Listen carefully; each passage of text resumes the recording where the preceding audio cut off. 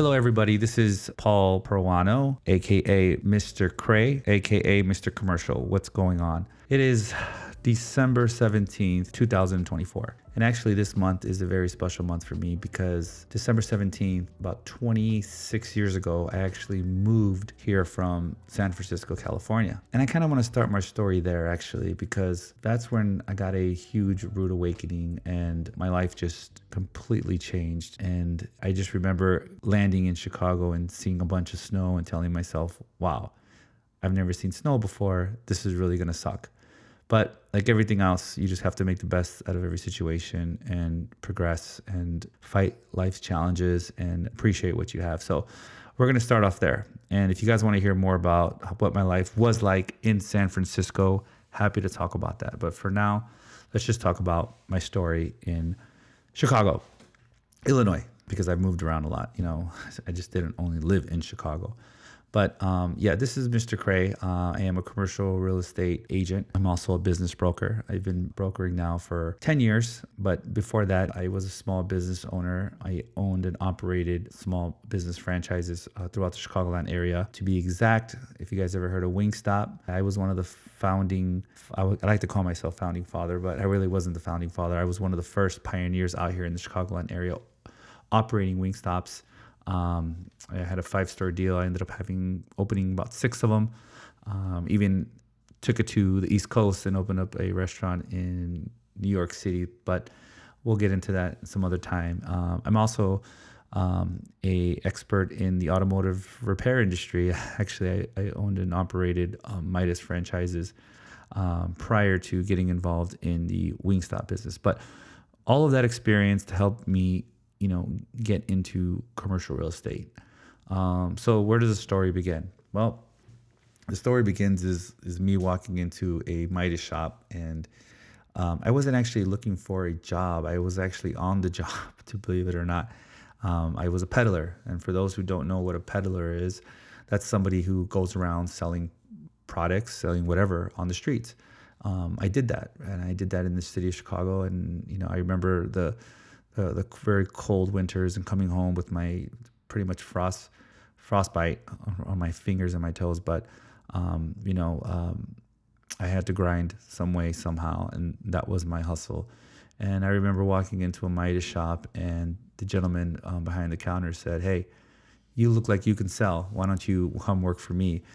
I wasn't really too impressed, with what he had to offer. I mean, I looked around and I saw just a shop and a bunch of mechanics and oil everywhere. So, I wasn't too impressed. However, I was taught, to ask any owner who wanted to recruit me and want me to join them. First thing you ask them is, "Hey, how fast can I get into your shoes?"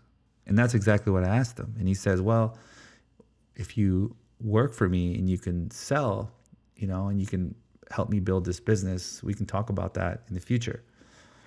At that point, I didn't really make that a decision that day. I just said, "Okay, thank you. I'll come back and talk to you some other time." And through some life event changes that were happening in my life at that time, I was 18 years old. I actually gave that person a call and I said, "Are you interested in still having me work for you?"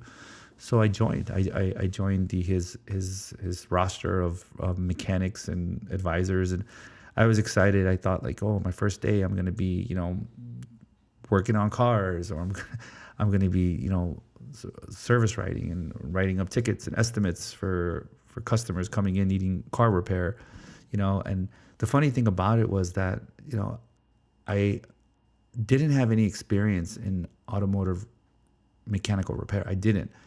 And I should have, because my father was a mechanic. So that goes to say that, you should always pay attention to your parents, because you never know when you're going to need what they're teaching you, and I tell that to my son all the time. Anywho, so here I am, 18 years old, trying to figure out, what a caliper is, or what a brake rotor is, or what a exhaust manifold is. So,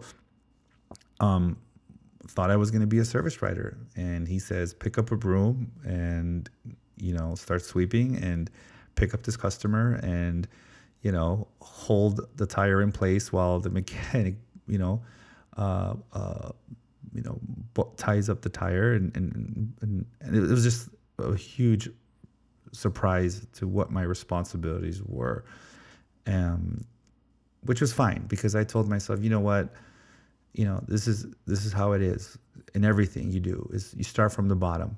You start from the bottom. You learn.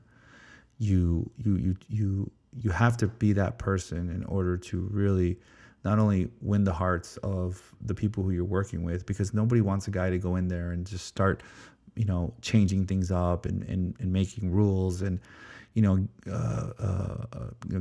having a title and just thinking they're boss. So I told myself, if I'm ever going to run a shop, I need to learn how to play all positions. And I started off as a shop.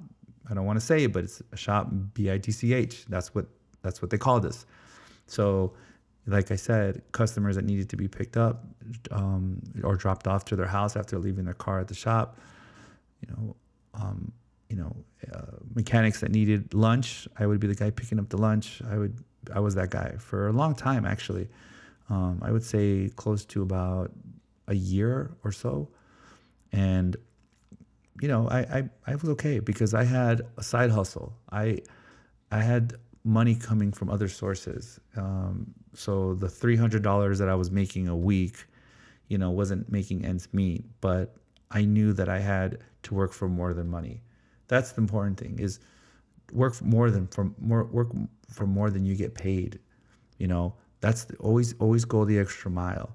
So that was the mentality I had at the shop. Is I'm not worried about this $300. I'm worried about how do I learn this business so I can eventually open up my own business. And that's exactly what I ended up doing. So,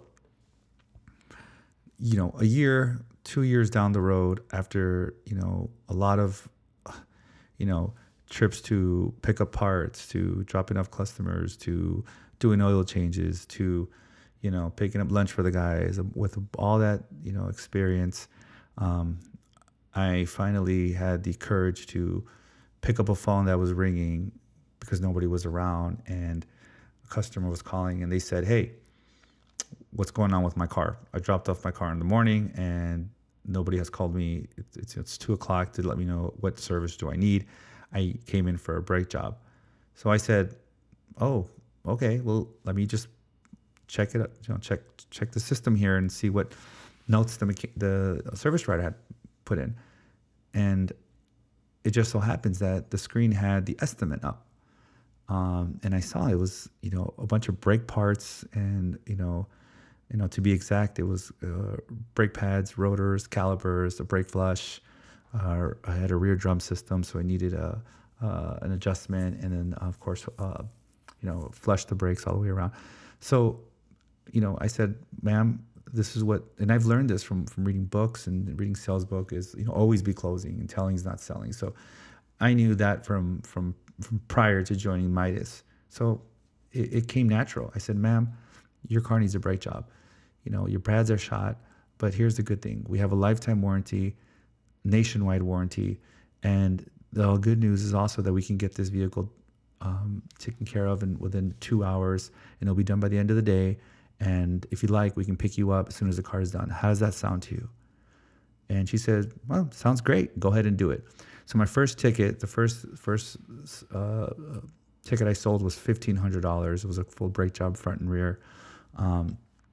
And I was excited about it. I remember hanging up the phone, and I kind of paused, and the manager walks in and he says, "Who was that on the phone?" And I said, "Well, that was Mrs. Smith with the car that's on the rack, and she had called and you weren't around, and I was, taking out the trash, and I figured I would just pick it up." And she seemed like she was, a little upset, and she wanted to know what's going on with the car. And, I've been around enough to at least explain it to her. And she said, "Go ahead and do the work." And, I really thought that I was going to get just screamed at or fired, and the service writer, who was really cool, said to me, "Good job. That's awesome. Good for you." And I said, "Okay, great." And there was another service writer who was the assistant manager there, and he kind of, you know, gave me the cold shoulder and then told me I shouldn't be picking up the phones and yada yada yada. But he kind of had a, you know, his personality was very, how can I say? He seemed like he was always fighting to keep his job. He was always, you know, the type of guy that would, you know, get through the day, not from the day. The type of guy that would, you know, ask, when are we gonna have vacation time, and how much overtime did I get last week, and, you know, that wasn't my attitude, you know. And bottom line, nothing against those people that think like that, but this particular individual was worried that I think he saw something in me. I think he saw, or he thought, you know what, if this guy picks up phones and can sell tickets, you know, I'm going to be out of a job. So the next day, the owner came into the shop, and I guess he heard that I sold this ticket, and he said to me, he said, wow, you know, congratulations. And, you know, but let me ask you this question. And I said, what? He says, what's going on with that car on the lift, and that car on the lift, and that car on the lift? And I said to him, I said, well, I don't know. And he said, rule number one of being a business owner, you have to know everything that's going on in your shop, in your business, as much as possible, or have the people in line that know. And he's like, let me give you an example. So he took me to his assistant manager, and he says, hey, the guy's name was, you know, for this sake, we'll call him Bob. Hey, Bob, so what's going on with this car, this car, this car? He's like, well, I don't know. I left early yesterday, so I really don't know anything. So the owner was mad, and he says, okay, it's funny. I'm coming into my shop, and no one knows what's going on. And the manager was off that day, which is why the owner was there filling in. So he says, rule number one, Paul, know everything that's going on in your business at all times as much as possible. Ask questions. What you don't know will hurt you. And I learned that at a very young age. So sure enough, next week they started me in training, and I started learning the front of the shop, which was, you know, writing up tickets, selling. But the selling I had down already. And that goes back to, you know, when I first arrived in Illinois, you know, when I joined a multi-level marketing company, and I was, you know, selling, dial-up internet services to people, and I was a peddler, you know. So selling came very easy to me. I just had to learn this type of selling, right? This selling car repair, and parts. So what had happened was I became the assistant manager very quickly. And we ended up taking that shop from a shop that was, somewhat producing average, as an average producing shop, to an extraordinary shop. We broke records. I mean, we hit, a number that has never been hit in the 40 years it's been in business.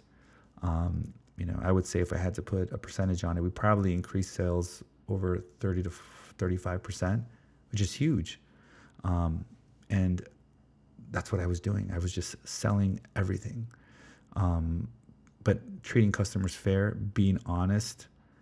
And I've made so much noise in the repair business that corporate, had found out about what I was doing and approached me with the position to operate a corporate repair shop, Midas shop. And I was excited about it. And, and I was like, wow, this could be my opportunity to have more of a steady income. Because remember, I was only making $300 a week, but I'm happy that I was making that kind of money because, like I said, the money wasn't the motivation at the time. It was just to learn.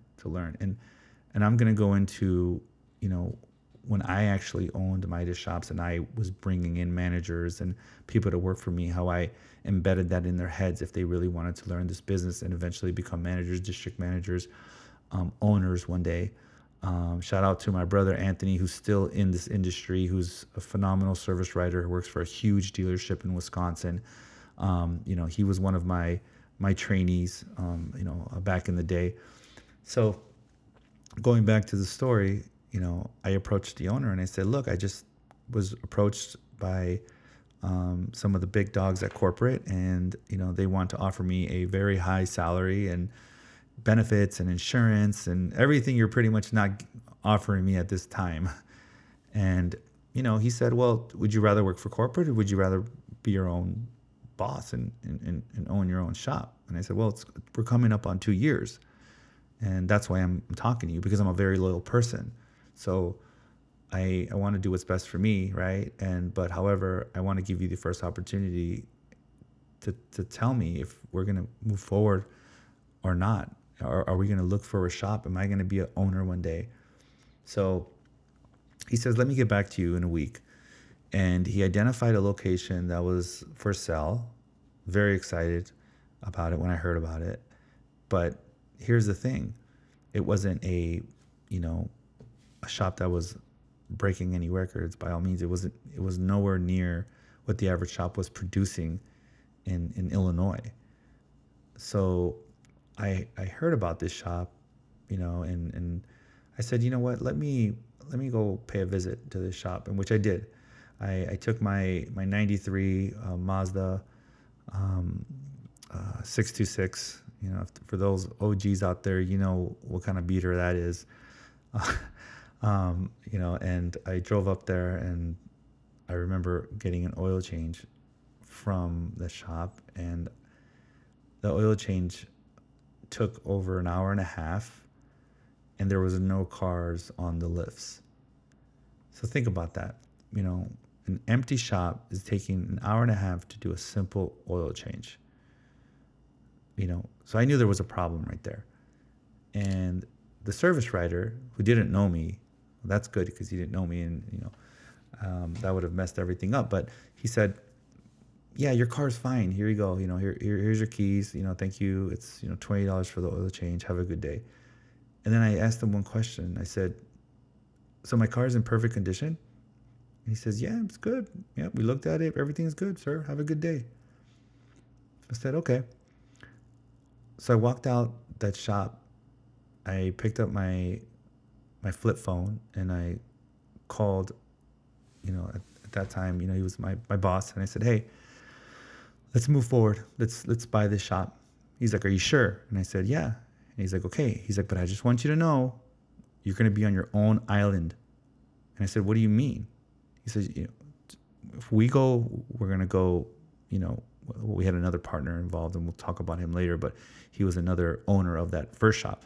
He says, we're going to go a third, but you're going to be on your own island. That means don't call me, don't do anything. You and maybe 2 or 3 mechanics are going to run it by yourselves.